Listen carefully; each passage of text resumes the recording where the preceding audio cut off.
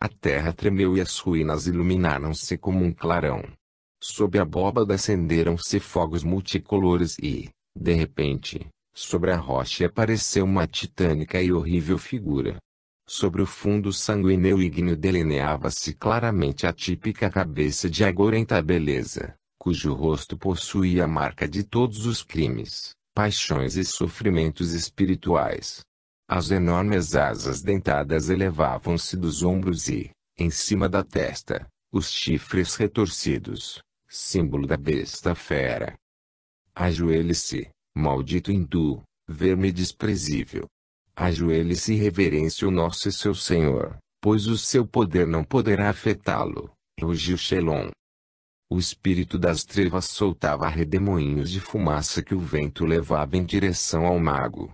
Supramati, ao sentir o contato com os fluidos nocivos, empalideceu, ficando da cor da própria túnica, mas nos seus olhos ardia como sempre a poderosa vontade e a sua voz ecoou serena e confiante. Tenho um só Senhor a quem reverencio, Deus. E uma única arma, a minha fé e o símbolo da salvação, abençoado com o sangue do Filho de Deus. E sacando de dentro da roupa a cruz dos magos, que emitia torrentes de luz ofuscante, ele correu em direção ao poderoso demônio, atravessando corajosamente a linha de demarcação. Enquanto ele falava, Dakiri e Narayana desembainharam as suas espadas e Niebu e Nivar empunhavam seus bastões mágicos apoiando seu amigo com toda a força dos seus poderes. Supramati, como se levado pelo vento, aproximou-se rapidamente do altar satânico e atacou o ameaçador, com a cruz levantada sobre a cabeça. Para trás, demônio negativo, artífice do mal e desgraças. Desapareça. Retorne ao abismo do qual saiu para a perdição da humanidade. Eu os conjuro e firo com esta arma de luz, trovejou a voz do mago, atacando corajosamente o espírito maligno. De repente, o rosto do demônio empalideceu, um forte abalo fez a terra tremer e, no lugar onde se elevava o altar ímpio, a terra abriu-se formando uma grande rachadura, profunda como um precipício, tragando Lúcifer. Supramati parou, deu um suspiro de alívio e com a cruz resplandecente traçou sobre o abismo um sinal de redenção. Imediatamente, sobre o lugar do demônio destronado, brilhou no ar uma cruz luminosa de enormes proporções que iluminou com sua luz suave e azulada os mais longínquos arredores. Shelon e seus asseclas estavam estupefatos, pois tudo se passou com rapidez incrível. E quando brilhou a cruz fulgurante, os magos negros começaram a gritar e uivar, alguns caíram mortos e os outros fugiram. Shelon, apanhado por um forte vento, foi jogado para longe da arena, local de sua terrível derrota. Obviamente, para as pessoas dos séculos passados, como por exemplo, do século XX, tais acontecimentos ao ar livre, em plena luz do dia e diante dos olhos de milhares de espectadores pareceriam inacreditáveis, mas a regra geral é esta: quanto mais se desenvolve o poder, maior é a sua manifestação. O mesmo aconteceu com o poder ocultista. Quanto maior poder adquiria o invisível, tanto mais frequentemente e com maior intensidade ele revelava a sua presença. Infelizmente, o inferno manifestava mais. O céu e o número de fiéis diminuía.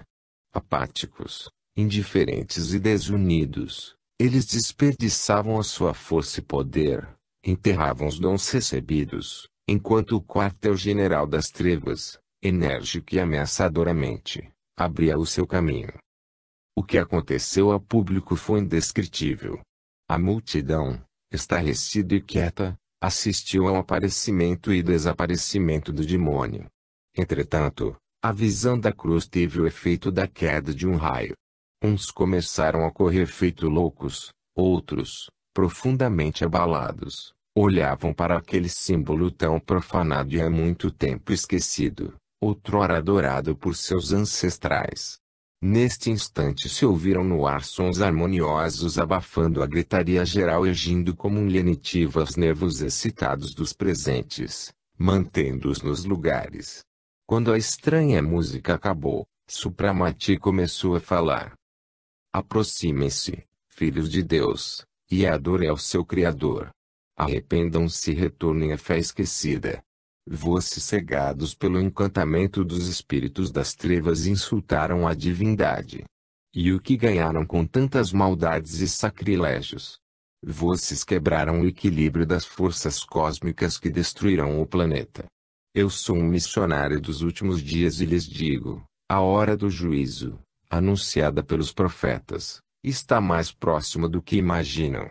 E vocês, junto com a sua terra, estão condenados à morte da qual o inferno não poderá salvá-los. Aproveitem este curtíssimo adiamento, arrependam-se e purifiquem-se para escapar do terrível castigo. Reabram os templos vazios, estes centros de oração e força coletiva, reergam o altar do Senhor, cantem os cantos sagrados, cujos sons afastarão as forças impuras.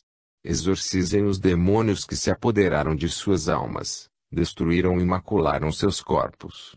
Tudo morre e se transforma em sopro divino do Criador. Salvem, pois, esta fagulha celestial para que a mesma se eleve para a luz e não caia no abismo das trevas. Quando Supramati se calou, uma inusitada agitação tomou conta de parte dos espectadores e, enquanto os devassos satanistas fugiam, sofrendo de dores dilacerantes e espumando pela boca, uma multidão de pessoas humildes, com alegria e lágrimas nos olhos denotando medo supersticioso, aproximou-se e prostrou-se diante da cruz resplandecente, o adorado símbolo de outrora, sagrado talismã de seus ancestrais. Naqueles antigos tempos a felicidade em viver era maior, na terra ainda existia a fé, quando o símbolo da salvação recebia o recém-nascido, purificava e separava-o dos inimigos invisíveis ou ficava sobre o túmulo, guardando o falecido dos ataques das criaturas impuras. E eis que esse símbolo, por tanto tempo perseguido, reergue-se diante deles, puro, resplandecente, visível para todos, e misericordiosamente chama para si a infeliz humanidade que, renegando Deus, entregou seu poder das forças obscuras e foi atada pelas mãos e pés.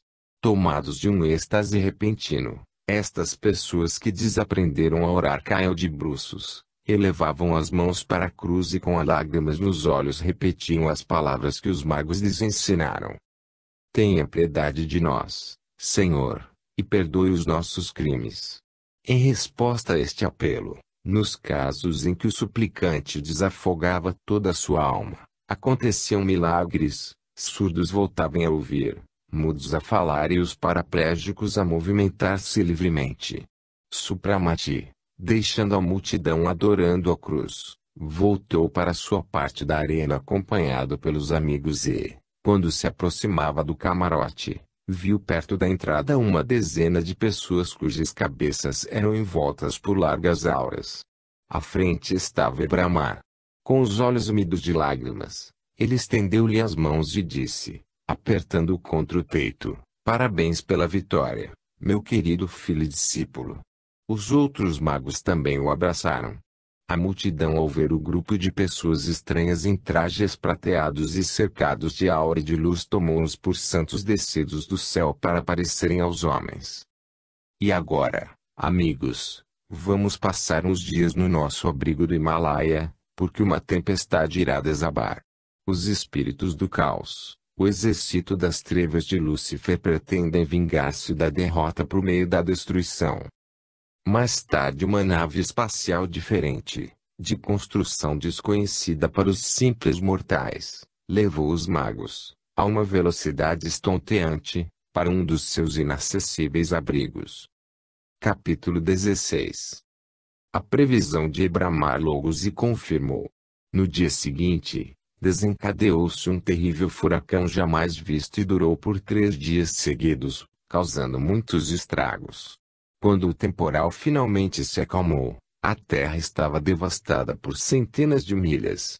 Nos campos, tudo foi destruído ou por um vento medonho ou derrubado pelo granizo, as estufas destruídas, as casas destelhadas e inúmeras pessoas esmagadas sob as ruínas dos prédios desmoronados.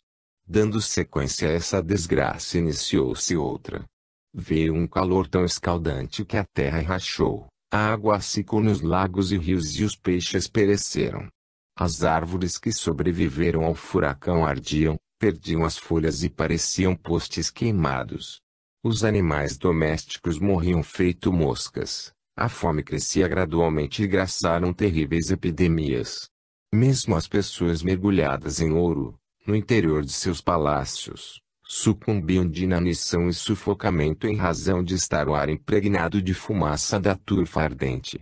Esses fenômenos cósmicos eram por certo contagiantes, pois de todos os cantos chegavam notícias lastimosas sobre furacões e calor tropicais inéditos que transformavam a terra em deserto.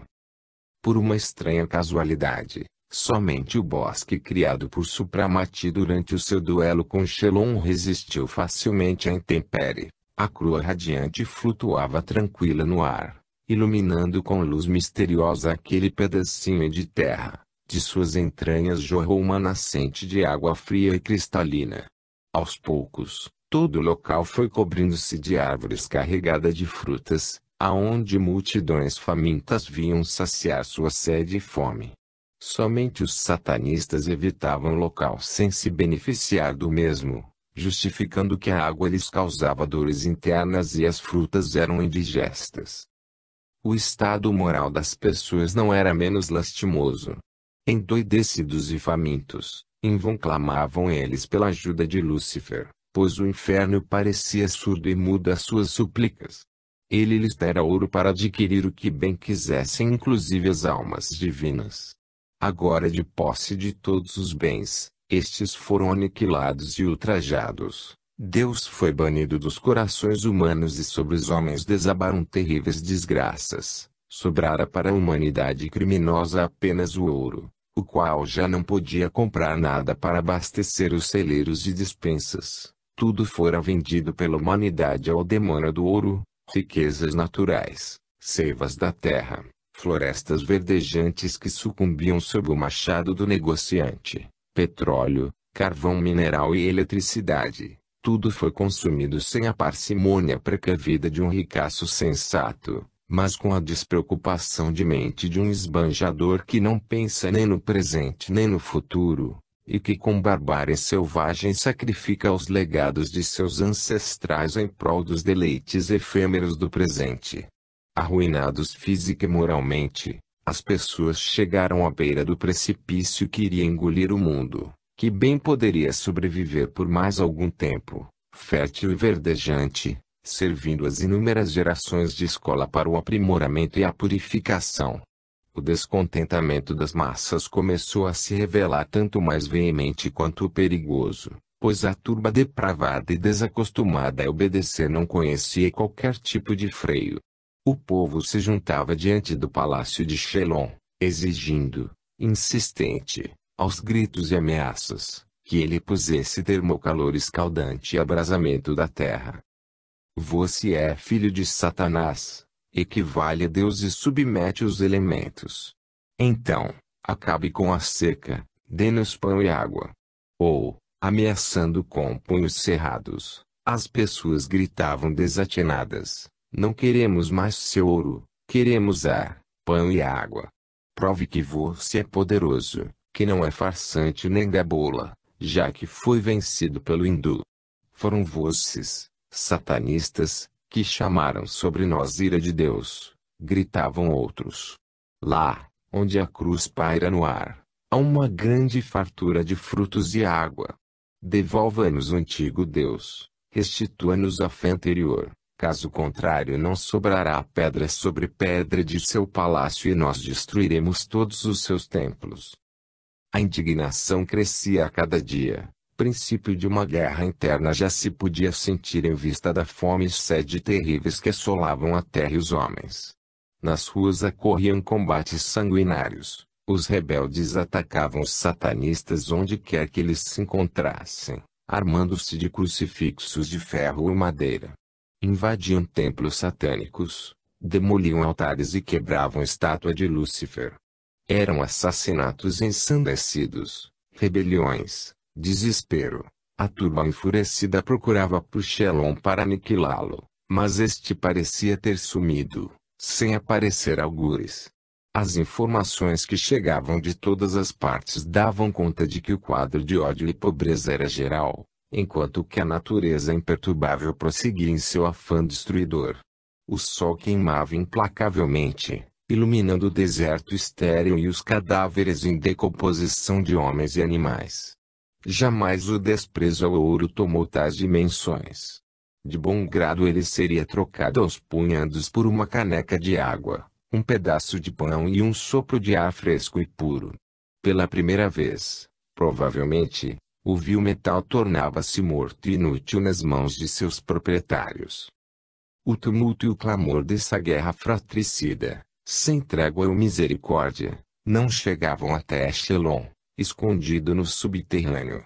Era uma sala ampla, mobiliada com luxo imperial. As paredes eram revestidas por um tecido vermelho bordado a ouro. Os móveis eram de madeira preta com incrustações e o chão estava coberto com tapete macio como pele. No nicho fundo havia uma grande estátua de Lúcifer, indiferente aos sofrimentos e lutas provocadas por ele. A figura soturna do demônio sobressaía-se no ambiente e em seu semblante petrificado congelou-se um sorriso de escárnio. Diante da estátua, num candelabro de 7 braços, ardiam velas negras de cera. No meio da sala havia uma mesa grande, sobre a qual estava um enorme jarro de vinho, uma taça e um antigo livro aberto. Shelon estava sozinho, sentado numa poltrona de espaldar alto, recostando a cabeça numa almofada vermelha, refletia brincando impacientemente com a adaga mágica, presa na cintura. Seu rosto estava sombrio, desfigurado pela fúria interior e orgulho ferido. Depois de enfrentar o mago, ele sentia-se fraco e as forças voltavam por demais lentamente. Tremia de ódio só de pensar que ele, Shelon, era obrigado a se esconder feito um ladrão daquelas pessoas que o veneravam como a uma divindade. Nas longas horas de solidão no subterrâneo, ele, repentinamente, era tomado de dúvida. Essa força terrível, criada pelo inferno para sugerir às pessoas a descrença na existência de Deus, e este monstro que dilacera aos corações humanos, estava agora em pé junto à poltrona de Shelon. Sua cabeça de serpente inclinou-se até seu ouvido, os olhos esmeraldinos fixavam-no, cheios de mofa indescritível, e a voz diabólica murmurava: onde está o seu poder? O que você pode fazer contra as leis que são mais fortes que o seu conhecimento? O hindu e os próprios fatos provam, claramente, que no grande tudo, você é uma criatura ínfima. Quem sabe? Talvez o Senhor a quem você serve não se compare àquele outro e você jamais poderá vencer o céu, pois sua causa talvez seja ignóbil. Um arrepio de rancor violento tomou conta dele ao pensar que talvez ele não passasse de um joguete nas mãos do cruel Senhor que se inebriava com o sangue por ele derramado, abandonando-o naquela hora difícil, sem forças para sufocar a rebelião, uma ameaça direta a ele, visto as paixões desenfreadas não conhecerem fronteiras. Sua alma contorceu-se invadida pela sensação dolorosa de que o inferno não era tão poderoso quanto ele imaginava. Mas Shelon era diferente daquela turba torpe e indecisa que desconhecia e nem queria acreditar seja no bem, seja no mal. Ele se aprumou e com a mão atirou para trás as madeixas de cabelo que haviam se grudado em sua testa suarenta. Caia fora, monstro covarde da dúvida. Você não poderá vencer-me, pensou ele. Secou avidamente a taça de vinho e depois bateu sobre uma campainha metálica.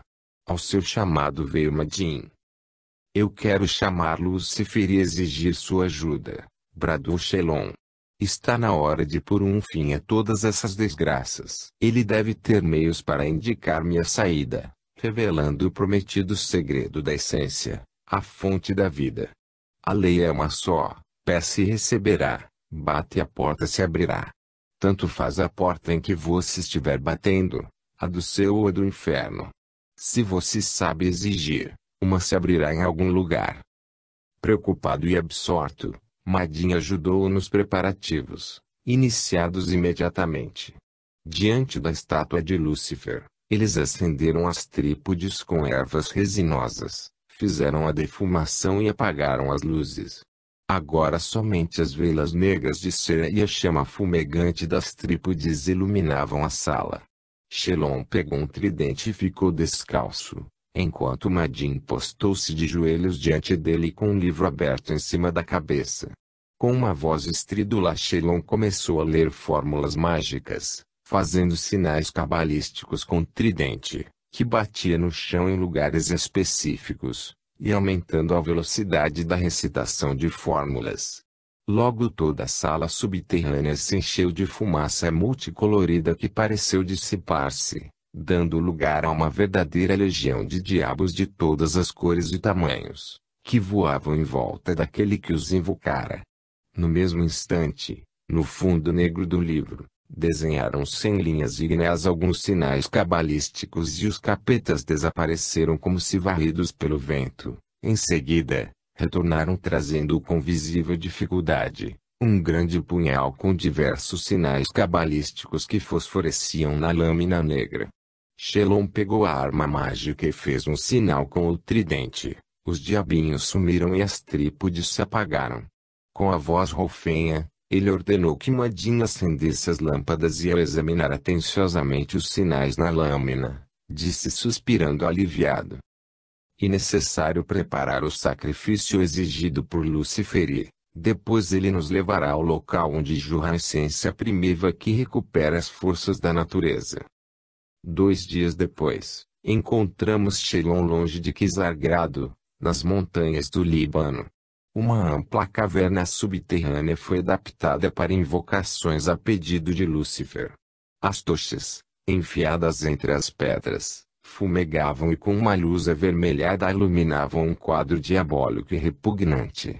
No meio da caverna, em 3 compridas e maciças barras de ferro estava suspenso um enorme caldeirão, cheio até as bordas com um líquido vermelho fumegante. Sob o caldeirão, numa lareira de tijolos estava o combustível, um amontoado de cadáveres, dispostos feito lenhas e impregnados com breu e outras substâncias resinosas.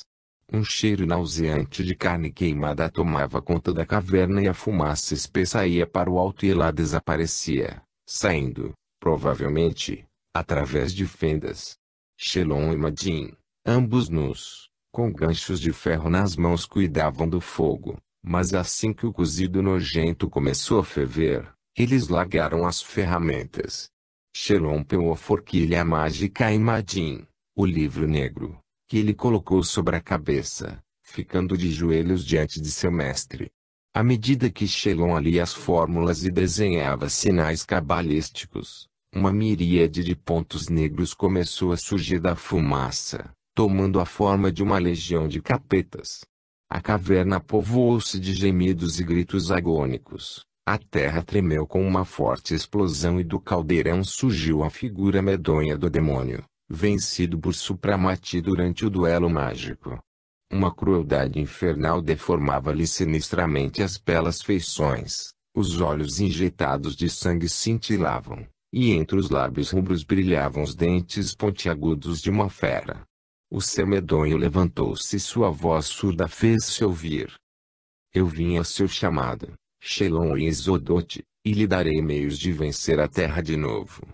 Na primeira vez, eu lhe dei ouro, que perverteu o mundo. Na segunda, aproveitei-me da arte da impressão de livros, inventada por homens com o objetivo de trazer a luz, mas que em minhas mãos e nas mãos de meus servidores serviu para que os capetas negros percorressem o universo, espalhando a escuridão, devassidão e sacrilégios, penetrando com a mesma facilidade nos palácios e lares humildes, envenenando desde uma criança até um velho.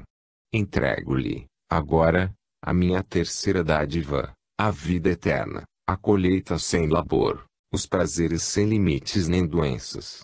Eu entrego em suas mãos a seiva, o sangue do planeta, e verei o que você conseguirá fazer de tudo isso. Ao recuperar o reino, crie fertilidade e pujança, torne-se igual a Deus. E agora, Deixe que Madin tome conta do fogo e me siga. Pulando o lépido do caldeirão, ele dirigiu-se à fenda que se perdia nas profundezas da terra. O caminho era terrivelmente difícil, através de passagens estreitas que mal permitiam passar uma pessoa, mas com seu temível acompanhante, Shelon nada receava. Destemido e incansável, rastejava pelas grutas, trepava ao longo dos abismos, galgava as escarpas, passava por dentro das cavernas com sufocantes vapores sulfúricos.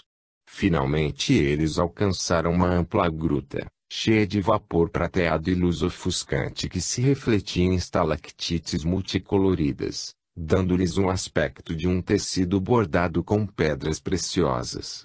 No meio, jorrava o interior da terra, elevando-se por alguns metros, um fino jato dourado parecido com uma chama líquida, indo cair em seguida, num reservatório natural, onde o líquido parecia perder-se no fundo em filetes dourados. Eis aqui a fonte da vida. E eu que imaginava que nós teríamos de enfrentar os ermitãos do Himalaia, que zelosamente protegem os seus segredos, mas, pelo visto, eles estão mais preocupados em proteger a fonte principal ou, quem sabe, já desistiram de lutar, ridicularizou o demônio e acrescentou em tom zombeteiro. Em todo caso, estamos aqui, a fonte da vida está em suas mãos e eu só tenho de abrir-lhe um caminho mais fácil para vir até aqui. Por enquanto, vamos levar aquele recipiente. Encha-o. Ele apontou para Shelon uma depressão onde se encontrava um grande jarro de cristal e quando esse já estava cheio até as bordas, pegou-o e os dois se dirigiram à Gruta das Invocações.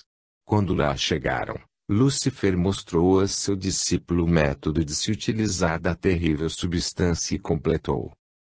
Quando o líquido estiver pronto para o uso, ordene que os jardins e os campos sejam espargidos por ele. Abasteça todos os governantes regionais para que em todos os lugares sejam feitas as irrigações.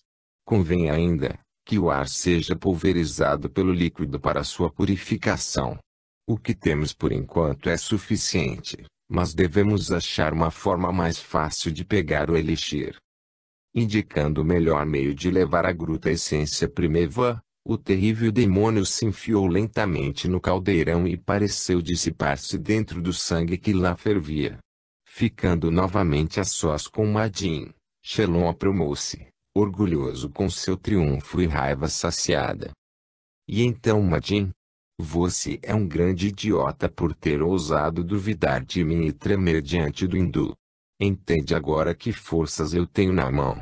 Quando eu devolver a vida a este planeta, ao atrevido Supramati nada mais restará senão esconder-se com todos os seus eremitas nos redutos onde eles passam até hoje, exultou em tom de desprezo Shelon, espreguiçando seu corpo esguio, como de um gato.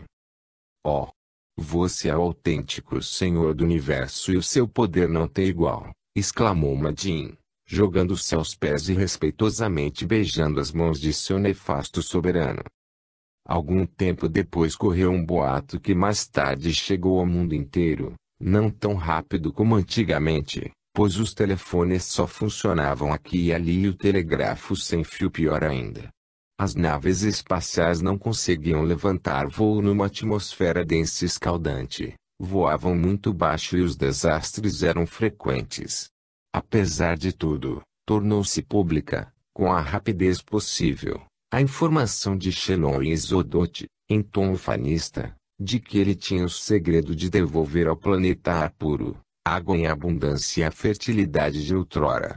Está de volta o século de ouro, anunciou ele, não haverá mais nem mortes nem doenças e todo ser vivente agora na terra que reconhecer o poder de Shelon, o filho de Satanás, será eterno, belo e sadio, gozando de todas as benesses terrenas. Pouco depois, surgiu o anúncio que oferecia aos interessados provar do elixir da vida eterna, devendo comparecer, para tanto, na grande praça em frente ao palácio de Shelon no dia seguinte, quando então haveria a primeira distribuição. Ao alvorecer como experiência, os detentores da essência primeva espargiram com ela o ar. Realmente, A atmosfera ganhou uma coloração azulada, onde todos sentiram um frescor agradável. A multidão que viera de manhã e que encheu a praça e as ruas adjacentes logo sentiu a mudança na temperatura e concluiu admirada que as promessas de Shelon estavam sendo cumpridas. Diante do palácio, num tablado comprido, foi colocado um barril com o líquido rosa do que desprendia leves vapores, e uma quantidade enorme de copinhos cheios da bebida misteriosa. Com uma cobiça enlouquecida, a turba humana lançava-se junto ao tablado secando o conteúdo dos copos. Mas, aí, aconteceu algo inesperado. Mas os primeiros haviam acabado de engolir a bebida ofertada, caíram mortos e os que vinham atrás recuaram apavorados. No primeiro instante, todos foram tomados de pânico, mas depois a multidão enfurecida começou a gritar: "Ele quer nos envenenar para ficar livre de nós." As pessoas ensandecidas lançaram-se contra Shelon e Madin com vistas a retalhá-los. Com muito custo conseguiram salvar a pele fugindo ao palácio, fechando atrás de si uma porta maciça. Então a multidão lançou-se sobre o pretenso veneno, quebrou os copos e derrubou o barril. Devido ao contato com o líquido, em muitos apareceram queimaduras e feridas, o que aumentou a fúria ainda mais. Apesar de tudo, Shelon era temido e ninguém se atreveu a invadir o palácio. Amaldiçoando e soltando impropérios, a multidão dispersou-se, carregando seus mortos e feridos. Escondido atrás da cortina, Shelon observava através da janela o fim do espetáculo, pálido e desanimado. Madin estava ao seu lado. E quando, finalmente, Shelon virou-se sombrio e com senho carregado, o secretário perguntou-lhe timidamente: "Mestre, não será isso outra artimanha do maldito hindu?" "Bobagem, talvez a dose seja um pouco forte. Eu ainda não peguei o jeito de manipular a substância e nem tive tempo de estudá-la." E quanto o líquido precioso destruiu aqueles malditos animais, ele pensou um pouco e acrescentou: "Ainda é perigoso pegar alguém para ajudar. À noite, caro Madin, nós vamos fazer uma nova experiência. Vamos irrigar os jardins do palácio, alguns jardins públicos e, sobretudo, as árvores no bulevar que parecem postes queimados. Vamos ver como é que vai ficar." Com a chegada da noite, armados de bombas pneumáticas, dessas que são utilizadas para a irrigação de ruas, e de grandes baldes de líquido pronto, eles foram ao jardim e irrigaram árvores, relvados e canteiros. À medida que os finos respingos caíam ao solo, subia um vapor avermelhado e ouvia-se um estranho crepitar da árvore seca.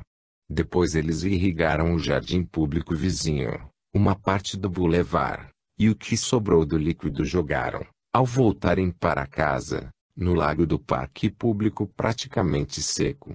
Embora a quantidade do líquido misterioso fosse muito pequena, em contato com a água provocou um fenômeno estranho para ambos os pesquisadores. Ouviu-se algo parecido com uma explosão. A água começou a ferver, a superfície agitou-se em ondas e o seu nível subiu, como se o fundo empurrasse a água para cima. Devido ao forte estrondo, os pesquisadores foram jogados para longe e, quando recuperados do susto, eles se convenceram de que o lago adquiriu a sua forma normal. Acalmaram-se e retornaram ao palácio, surpresos e contentes, aguardando curiosos pelos resultados de seu trabalho. E estes se verificaram surpreendentes, além das expectativas mais promissoras. Em todo lugar onde havia caído o líquido enigmático, em poucas horas surgiu uma vegetação exuberante. As árvores do bulevar que eram secas cobriram-se de densas folhagens, formando copas verdejantes. O lago enche-se de água e borbulhava com peixes. O ar tornou-se agradável e fresco. O calor sufocante deixou de existir. Surpresa e fascínio extraordinários tomaram conta dos moradores. Sobretudo deixou-os atônitos a notícia, que correu tão rápido quanto um raio, de que permaneciam vivos justamente aqueles que se julgavam mortos. E não bastasse o fato de estarem vivos, Aconteceu a eles uma verdadeira transformação. Todos rejuvenesceram e ficaram em perfeita saúde. Os surdos ouviam, os cegos enxergavam, os surdos mudos falavam e os paraplégicos andavam. Só continuaram maus que ficaram queimados. A cidade era um só alvoroço. Todos estavam amargamente arrependidos com o impensado ímpeto de raiva do dia anterior, enquanto os que não tiveram tempo de beber, desesperavam-se só de pensar que ainda ontem haviam destruído, irrefletidamente, tal quantidade de elixir renovador. Shelon era de fato um ser extraordinário, dotado de poder e conhecimentos sobrenaturais. Não seria ele então, um benfeitor da humanidade se, porventura, restabelecesse em todo o planeta a fertilidade, a fartura de tudo, a temperatura normal e o que é mais importante, curasse todas as doenças humanas e os preservasse da morte. Porque ele não poderia fazê-lo, se à vista de todos havia uma prova cabal de seu poderio. E, não obstante, ele foi magoado e até quiseram matá-lo. O que aconteceria se ele agora desse as costas aos ingratos, deixando-os entregues à própria sorte? E a turba leviana e exaltada que ainda ontem queria acabar com ele, novamente se dirigiu ao palácio de Shelon, mas desta vez para glorificá-lo, agradecer e reverenciá-lo. Aos gritos fortes o povo o conclamava, contudo ele os fez esperar por um longo tempo, e, quando finalmente apareceu no terraço tinha o rosto sombrio e o olhar gélido e severo. Deve-se acrescentar que em todos os lugares onde, na véspera fora derramado o líquido do barril e dos copos, e onde a substância misteriosa entrou em contato com o solo, surgiu, durante a noite, uma estranha vegetação, um pequeno bosque de arbustos entrelaçados, à semelhança de cactos, com enormes folhas de uns 20 centímetros de espessura, cobertas de longos e afiados espinhos, como uma lâmina, cheias de grossas nervuras sanguíneas. Em alguns lugares, através da folhagem escura e troncos baixos, grossos de cor vermelho-pardo, viam-se pendendo bulbos florais em forma de melão, surpreendentemente parecidos com nacos de carne, levemente envoltos em névoa cinza de matiz violeta. A força com que esses arbustos monstros brotavam da terra quebrou ou arrancou, arremessando para bem longe, as placas de asfalto que revestiam as ruas. Com o surgimento de Shelon no terraço, a multidão abriu os braços gritando, perdoe-nos, perdoe-nos. Shelon de início passou-lhes um severo sermão, censurando-os pela ingratidão e estupidez por terem destruído o líquido precioso que poderia ter dado a vida eterna a milhares de pessoas. Em seguida, apontando para o bosque espinhoso que ocupou a metade da praça, acrescentou: a essência por mim descoberta, como veem, possui tanto poder que mesmo derramada criminosamente consegue dar a vida. A diferença é que, quando ela é manipulada sensatamente por uma mão experiente, provoca fertilidade e fartura, ao passo que se for derramada irracionalmente sem medida, ela cria monstruosidade tal como açaí, em frente de vocês. A multidão assustada e quieta recuou bruscamente e novamente ouviram gritos, choros e súplicas de perdão. Shelon pareceu comover-se e em seu discurso anunciou que Lúcifer, o Senhor misericordioso a quem ele servia, perdoava seus súditos, afetados pela fome, sede e medo. Ele lhes perdoa seus sacrilégios, continuou Shelon, mas vocês deverão corrigir as suas faltas. Vão, então, reergam os templos de Satanás, acendam as trípodes e ofereçam-lhe em sacrifício os ímpios que se atreveram a insultar o seu nome e subestimar o seu poder. Já houve Deus que recompensasse seus leais servos com tantas dádivas como Satanás, que nada lhes poupa. Ele acabou com a morte, a fome e as doenças, e os que o veneram irão gozar de primavera eterna e colher sem plantar. Os infiéis, os que renegam Satanás, deverão ser eliminados até o último, não há lugar para eles entre nós. E sendo que eles não poderão beber a essência vital, permanecerão mortais vindos a perecer na fogueira. Ou melhor, na cruz. Já que eles veneram esse símbolo, vão gostar de morrer crucificados. Só precisamos atraí-los daquelas fendas e subterrâneos onde se escondem sem deixar escapar nenhum. E enquanto isso vamos aplicar-lhes a pena merecida. Deixem que aquele, ao qual eles oram, desça do céu para defendê-los e salvá-los. O discurso provocou um imenso entusiasmo. Mas quando a multidão ia se dispersando para invadir os templos restantes, ocorreu um terrível e inesperado fato. Uma mulher de meia-idade que ia passando perto dos arbustos enroscou sua saia no espinho de uma folha. Para o espanto dos presentes, quando a folha endireitou-se, agarrou e arremessou a mulher para o meio do bosque, feito uma pena.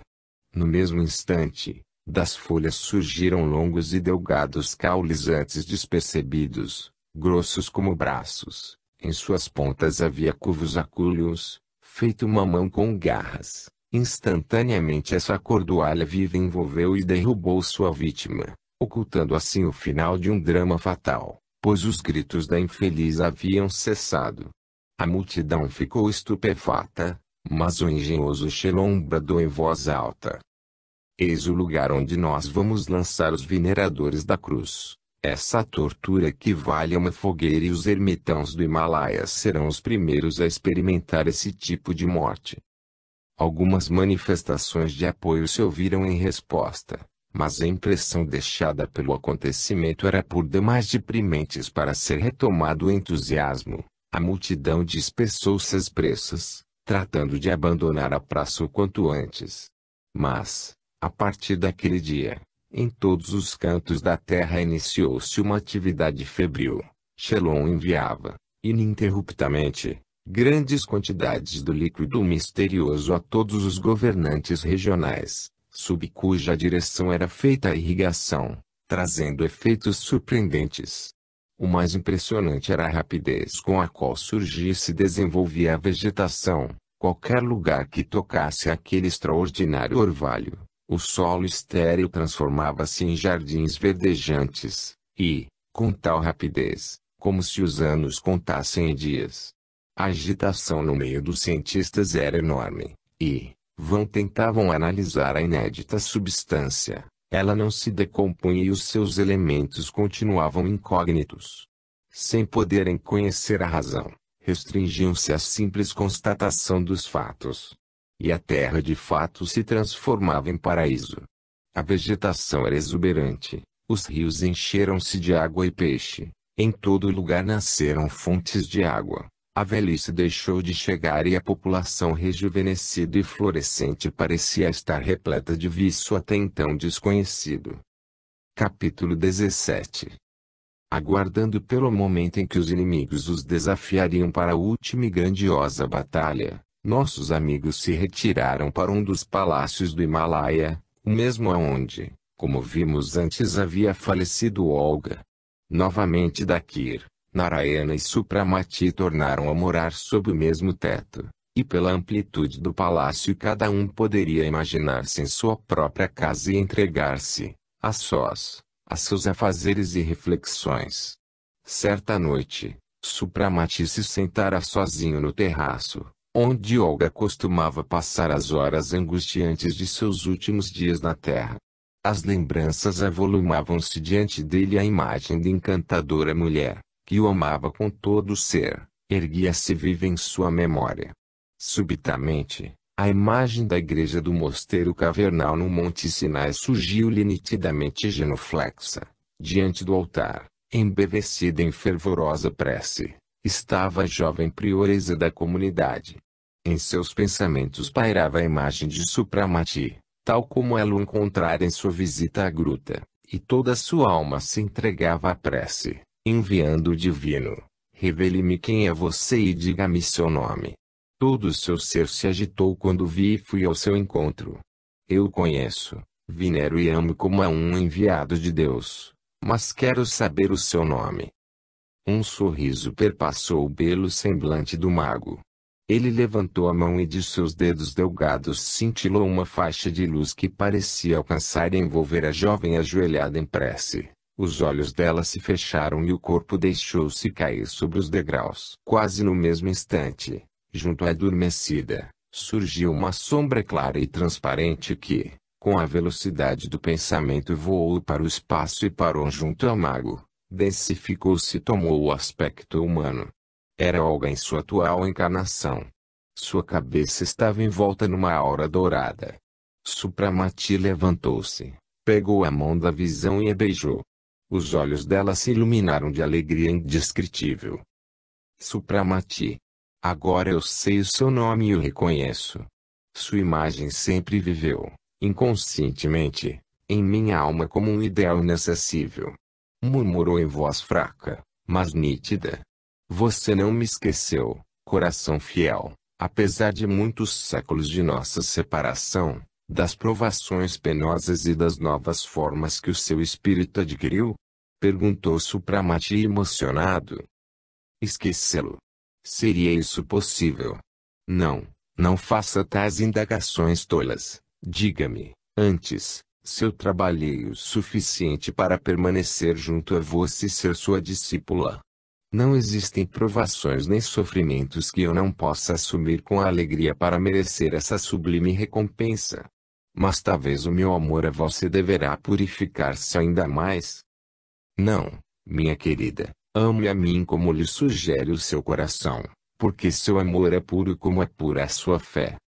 A hora de nossa reunificação está próxima, mas você deverá suportar a última e difícil provação, vencendo o obstáculo que nos separa. Você me deixou através da morte e deverá retornar para mim. Uma luz radiante de alegria iluminou os olhos claros de Olga e uma poderosa energia ressoou em sua voz. Não receie, meu querido mestre. Não pense que eu vacilarei diante da morte, tanto mais agora que estou forte e purificada, pois mesmo antes, sendo ignorante, segue um espírito indeciso. Eu enfrentei a morte pela felicidade de tornar-se sua esposa. Não, Supramati, eu não irei fraquejar. Sem nada a temer, eu propagarei a palavra divina, salvarei almas como exemplo da minha fé inabalável e da morte valorosa. Morrerá tão somente o corpo, que liberto voará ao seu encontro. Como lhe sou grata por ter me chamado. Sua aparição, sua palavra deram-me novas forças. Vá então, minha fiel amiga, retorne ao seu invólucro corpóreo e esteja certa de que em todos os momentos difíceis que irá enfrentar eu estarei junto de você. Eu sei disso, Supramati, você será o meu escudo. Eis a arma que me fará invencível e diante da qual recuarão todas as forças do inferno, respondeu ela, levantando a mão que segurava uma reluzente cruz. E fazendo um sinal de despedida, a visão recuou, empalideceu e sumiu na névoa noturna. Supramati deu alguns passos pelo terraço, recostou-se no corrimão, contemplando pensativamente o panorama mágico dos jardins mergulhados na luz prateada do luar.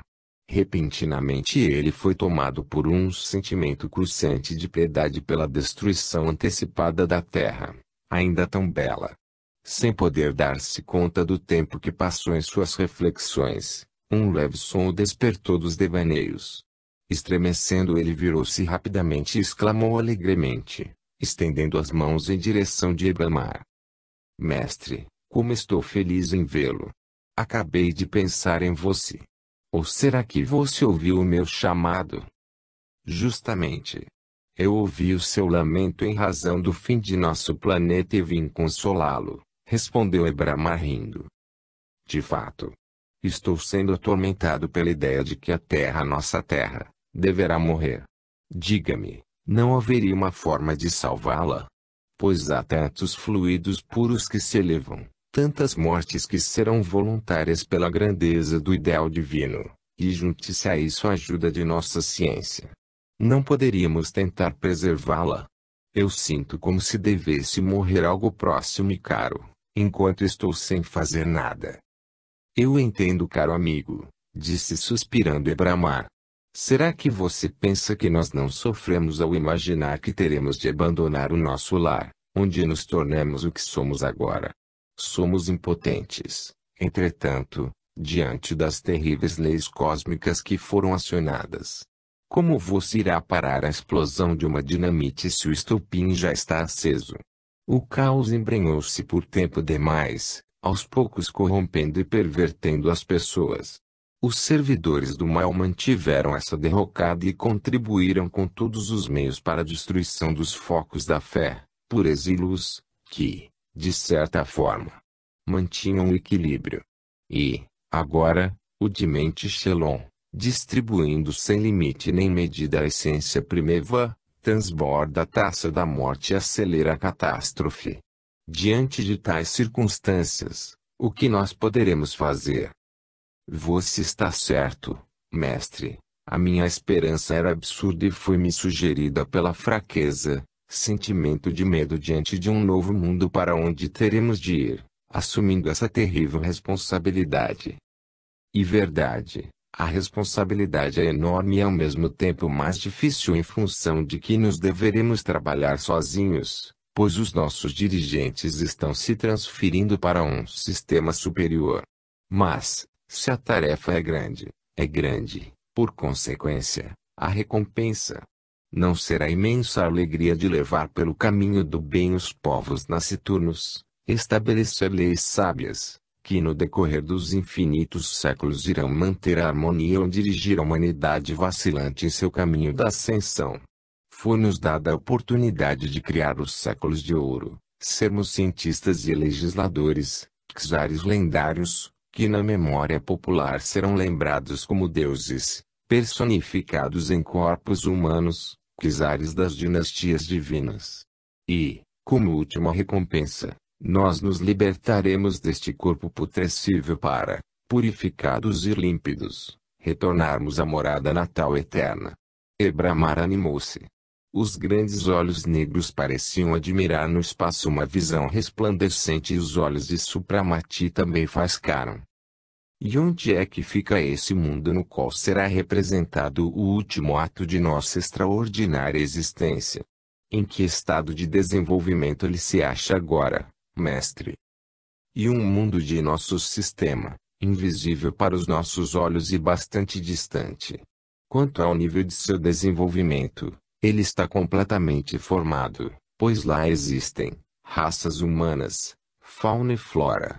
Entretanto, tudo isso está concentrado em um só continente. A parte restante do planeta, não coberta por água, é formada de imensas planícies inóspitas, pobres em vegetação, com vulcões ativos e um reino intensamente profuso de animais de dimensões gigantescas. As raças humanas encontram-se no primeiro degrau de desenvolvimento intelectual e são, é claro, meio selvagem, mas constituem-se de um material bem adequado para ser trabalhado. No centro do continente habitado encontra-se o paraíso terrestre, o reino do século de ouro, o Shangri-La, que até o final dos séculos permanecerá na memória popular.